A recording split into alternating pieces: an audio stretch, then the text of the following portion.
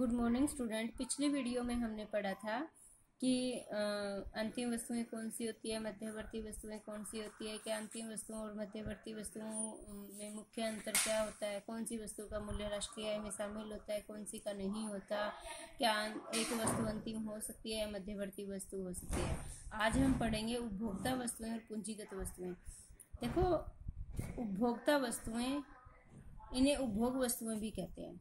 देखो, उपभोक्ता वस्तुएं कौन सी होती है और पूंजीगत वस्तुएं कौन सी होती है, इन दोनों को पढ़ने के लिए इन दोनों का डिफरेंस समझना बहुत जरूरी है। कहता है उपभोक्ता वस्तुएं या उपभोग वस्तुएं, कंज्यूमर गुड्स या कंजप्शन गुड्स, ये वो वस्तुएं होती है जो मानवीय आवश्यकताओं को प्रत्यक्ष रूप से संतुष्ट करती है। इनका प्रयोग अन्य वस्तुओं के उत्पादन के लिए नहीं किया जा सकता। फॉर एग्जाम्पल, परिवारों द्वारा उपभोग किया गया दूध या आइसक्रीम। देखो, जो मानवीय आवश्यकताओं को प्रत्यक्ष रूप से संतुष्ट करती है, उनको हम क्या बोलते हैं? कंज्यूमर गुड्स या कंजप्शन गुड्स बोलते हैं। फॉर एग्जाम्पल, इसने क्या दिया है? दूध का दिया है।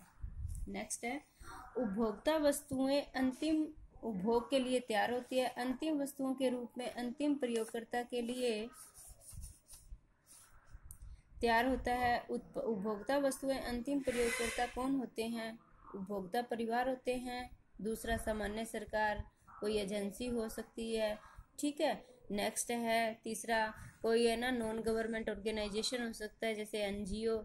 नेक्स्ट है कि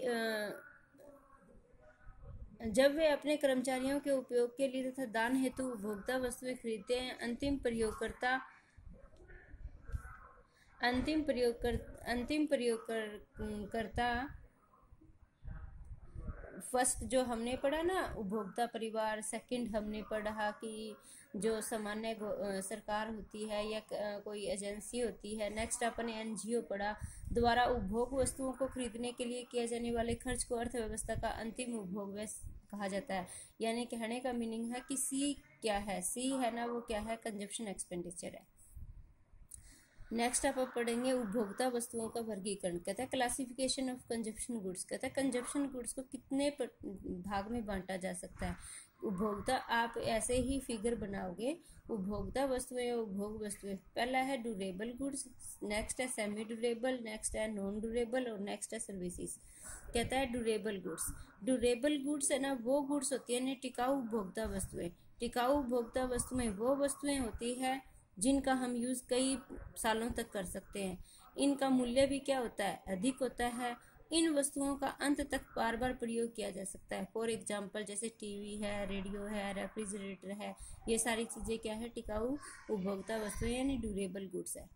आपको सीधा याद रखना, ड्यूरेबल गुड्स है ना, वो गुड्स होती है जिनका मान लो प्राइस होता है वो क्या होता है? ज्यादा होता है, जिनको हम कई सालों तक यूज कर सकते हैं।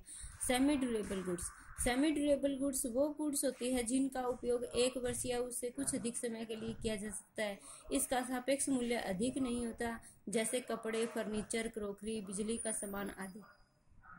आगे है नॉन ड्यूरेबल या single use consumer good. Non durable goods वो गुड्स होती है जिनका केवल हम यूज है ना सिर्फ एक ही बार कर सकते हैं। जैसे फॉर एग्जांपल, हमें भूख लगी है, भूख मिटाने के लिए हम रोटी खाते हैं, तो रोटी का यूज हम एक बार ही कर सकेंगे। ये तो नहीं कि वो एक रोटी हम बार बार खाते जाएंगे। तो वो कौन सी होती है? गैर टिकाऊ उपभोक्ता वस्तुएं होती है। नेक्स्ट है सर्विसेज वे गैर भौतिक वस्तुएं होती है जो मानवीय आवश्यकताओं को प्रत्यक्ष रूप से संतुष्ट कर सकती है। सर्विसेज में क्या आती है? सेवाएं आती है, जैसे डॉक्टर की सेवा होगी, वकील की सेवा होगी, घरेलू नौकर आदि की सेवा। इसके कुछ उदाहरण हैं। I hope you will be understand very well.